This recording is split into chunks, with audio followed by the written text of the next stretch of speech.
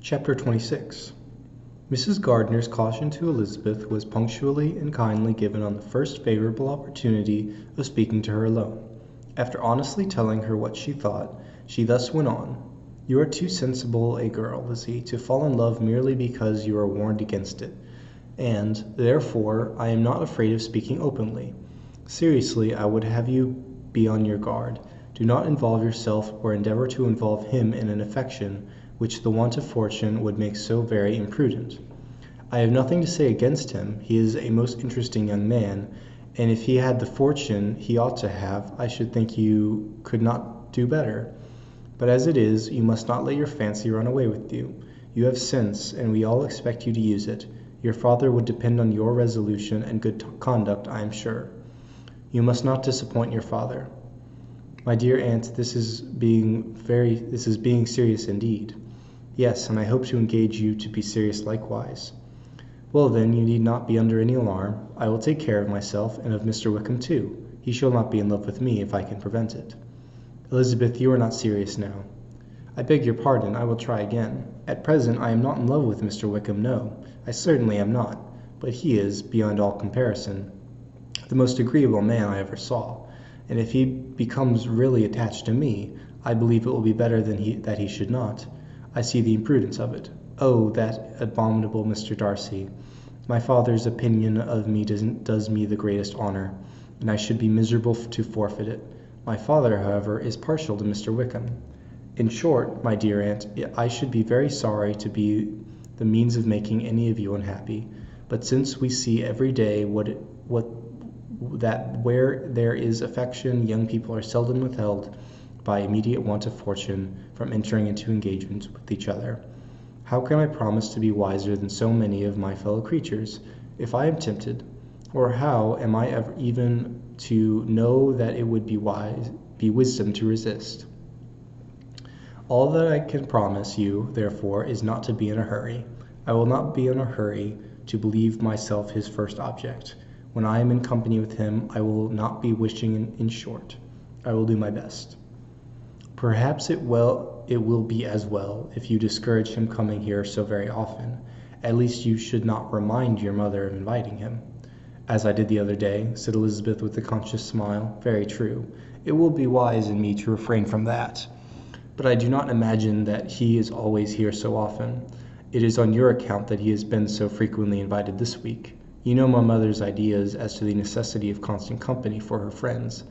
But really, and upon my honor, I will try to do what I think to be the wisest. And now I hope you are satisfied." Her aunt assured her that she was, and Elizabeth, having thanked her for the kindness of her hints, they parted, a wonderful instance of advice being given on such a point without being resented.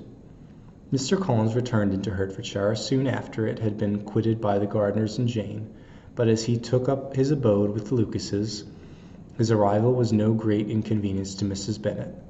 His marriage was now fast approaching, and she was at length so far resigned as to think it inevitable, and even repeatedly to say, in an ill-natured tone, that she wished they might be happy.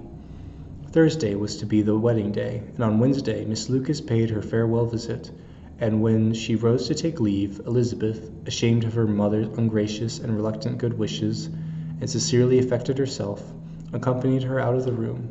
As they went downstairs together, Charlotte said, "I shall depend on hearing from you very often, Eliza." "That you certainly shall." "Certainly shall." "And I have another favor to ask you. Will you come and see me? We shall often meet, I hope, in Hertfordshire. I am not likely to leave Kent for some time. Promise me, therefore, to come to Hunsford." Elizabeth could not refuse, though she saw little pleasure in the visit. "My father and Maria are coming to me in March," added Charlotte, "and I hope you will consent to be of the party. Indeed, Eliza, you will be as welcome as either of them." The wedding took place. The bride and the bridegroom set off for Kent from the church door, and everybody had as much to say or to hear on the subject as usual.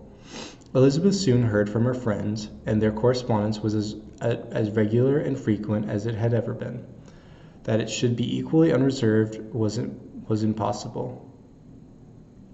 Elizabeth could never address her without feeling that all the comfort of intimacy was over, and though determined not to slacken as a correspondent, It was for the sake of what had been rather than what was. Charlotte's first letters were received with a good deal of eagerness, but there could not but be curiosity to know how she would speak of her new home, how she would like Lady Catherine, and how happy she would dare pronounce herself to be.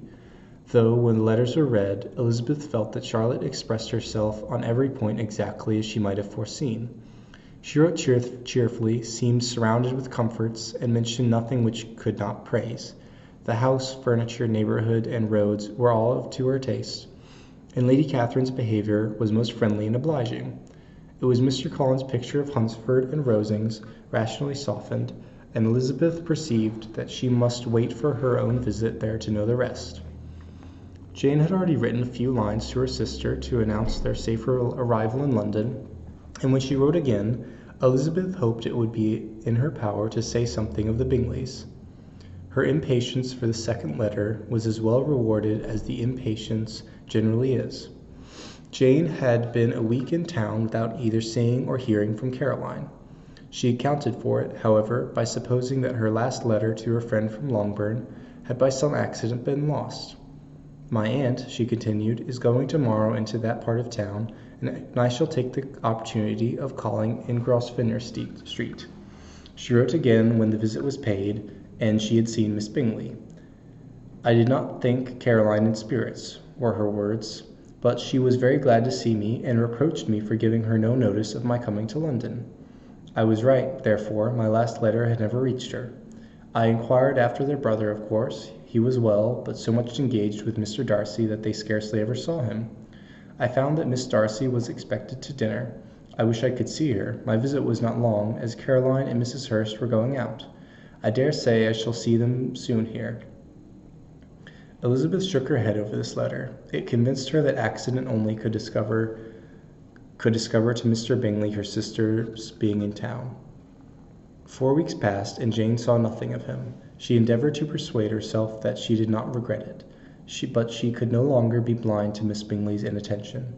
After waiting at home every morning for a fortnight, and inventing every evening a fresh excuse for her, the visitor did at last appear, but the shortness of her stay, and yet more, the alteration of her manner, would allow Jane to deceive herself no longer. The letter which she wrote on this occasion to her sister will prove what she felt. "My dearest Lizzie will, I am sure, be incapable of triumphing in her better judgment, at my expense, when I confess myself to have been entirely deceived in Miss Bingley's regard for me. But, my dear sister, though the event has proved you right, do not think me obstinate, if I still assert that, considering what her behaviour was, my confidence was as natural as your suspicion. I do not at all comprehend her reason for wishing to be intimate with me, but if the same circumstance were to happen again, I am sure I should be deceived again. Caroline did not return my visit till yesterday, and not a note, not a line, did I receive in the meantime. When she did come, it was very evident that she had no pleasure in it, and she made a slight, formal apology for not calling before, said not a word of wishing to see me again, and was in every respect so altered a creature that when she went away I was perfectly resolved to continue the acquaintance no longer. I pity, though I cannot help blaming her. She was very wrong in singling me out as she did. I can safely say that every advance to intimacy began on her side, but I pity her, because she must feel that she has been acting wrong, and because I am very sure that anxiety for her brother is the cause of it. I need not explain myself farther. And though we know this anxiety to be quite needless, yet if she feels it, it will easily account for her behavior to me, and so deservedly dear as he is to his sister. Whatever anxiety she must feel on his behalf is natural and amiable. I cannot but wonder, however, at her having any such fears now, because if he had at all cared about me, we must have met long ago. He knows of my being in town, I am certain, from something she said herself, and yet it would seem, by her manner of talking, as if she wanted to persuade herself that he is really partial to Miss Darcy. I cannot understand it. If I were not afraid of judging harshly, I should have almost tempted to say that there is a strong appearance of duplicity in all this. But I will endeavour to banish every painful thought, and think only of what will make me happy. Your affection and the invariable kindness of my dear uncle and aunt, let me hear from you very soon. Miss Bingley said something of his never returning to Netherfield again, of giving up the house, but not with any certainty. We had better not mention it. I am extremely glad that you have such pleasant accounts from our friends in Hunsford. Pray go to see them, with Sir William and Maria. I am sure you will be very comfortable there. Yours, etc. This letter gave Elizabeth some pain, but her spirits returned as she considered that Jane would no longer be duped, by the sister at least. All expectation from the brother was now absolutely over. She would not even wish for a renewal of his intentions. His character sunk on every review of it, and as a punishment for him, as well as a possible advantage to Jane, she seriously hoped he might really soon marry Mr. Darcy's sister, as by Wickham's account she would make him abundantly regret what he had thrown away. Mrs. Gardiner about this time reminded Elizabeth of her promise concerning that gentleman, and required information, and Elizabeth had such to send as might rather give contentment to her aunt than to herself. His apparent partiality had subsided, his attentions were over, he was the admirer of someone else. Elizabeth was watchful enough to see it all, but she could see it and write of it without material pain.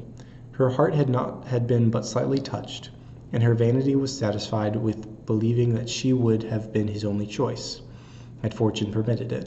The sudden acquisition of £10,000 was the most remarkable charm of the young lady to whom he was now rendering himself agreeable. But Elizabeth, less clear-sighted perhaps in this case than in Charlotte's, did not quarrel with him for his wish of independence. Nothing, on the contrary, could be more natural, and while able to suppose that it cost him a few struggles to relinquish her, she was ready to allow it a wise and desirable measure for both, and could very sincerely wish him happy. All this was acknowledged to Mrs. Gardiner, and after relating the circumstances, she thus went on. I am now convinced, my dear aunt, that I have never been much in love, for had I really experienced that pure and elevating passion, I should at present detest his very name, and wish him all manner of evil. But my feelings are not only cordial towards him, they are even impartial towards Miss King.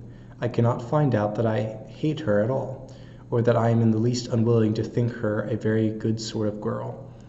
There can be no love in all this. My watchfulness has been effectual, and though I certainly should be a more interesting object to all my acquaintances were I distractedly in love with them, I cannot say that I regret my comparative insignificance.